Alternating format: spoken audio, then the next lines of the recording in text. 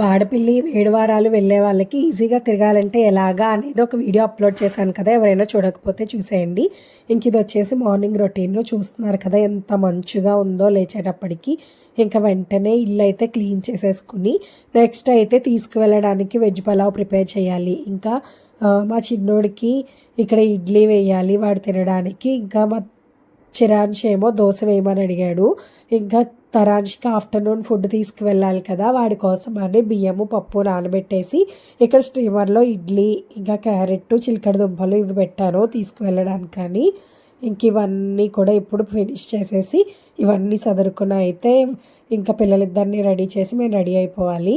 ఇంకా చిరాంష్ స్కూల్కి వెళ్ళాలి కాబట్టి వాడికి బాక్సులు అన్నీ పెట్టేసి వాడిని పంపించగానే మేము 8:30 కల్లా ఇక్కడైతే స్టార్ట్ అవుతున్నాము. ఇవన్నీ కూడా కంప్లీట్ అవ్వగానే ప్యాకింగ్ అయితే చేసేసుకోవాలి. చాలా తొందరగా స్టార్ట్ అయిపోవాలి. మా చిరాంష్ వెళ్ళేటప్పటికి కిందకి దిగిపోవాలి అని ఉండేది. కానీ ఎంత చేసినా ఏదో ఒకటి ఉంటూనే ఉంటుంది. చూస్తున్నారు కదా, పిల్లలతో ఇంత సామ్రాజ్యాన్ని అయితే తీసుకుని వెళ్ళాలి.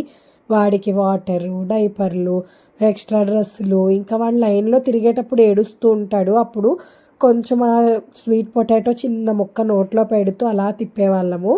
ఇంకా అలా మేమైతే అవన్నీ ప్యాక్ చేసేసుకొని స్టార్ట్ అయిపోయాము. చూస్తున్నారు కదా, అరటి చెట్లు చూస్తేనే అర్థమైపోతుంది మనము తూర్పుగోదావరి జిల్లాలోకి ఎంటర్ అయిపోయాము అని. పచ్చని అరటి చెట్లు, పచ్చని వరి పొలాలు ఎంత బాగుంటుందో. ఇంకా అలా మా జర్నీ అయితే మేము ఇక్కడ 8:30కి స్టార్ట్ అయితే 11 కల్లా వాడపిల్ల అయితే వచ్చేసేవాళ్ళము. 11కి రౌండ్లు తిరగడం స్టార్ట్ చేస్తే 12:15 కల్లా మా రౌండ్లు అయితే కంప్లీట్ అయ్యాయి. కరెక్ట్గా 1 అవర్ పడుతుంది. అసలు ఇక్కడ ఇంతకుముందు పార్కింగ్ స్ట్రైట్గా ఇచ్చేవాళ్ళు, కానీ ఇప్పుడు వచ్చేసి లొల్ల మీద నుంచి ఇస్తున్నారు. గోదావరి గట్టు మీద చూస్తున్నారు కదా, గట్టు దగ్గర అటు ఇటు కూడా ఎన్ని ఫ్లవర్స్. ఏదో వ్లాగ్లా తీయాలి, మీ కళ్ళకు కట్టినట్టు చూపించాలి, చాలా షూట్ చేయాలి అని అనిపించేది. కానీ అస్సలు కుదరలేదు. మా తరాంష్ బాబుతోటి కెమెరా తీసుకుని అన్ని చేసే అంత టైము లేదు.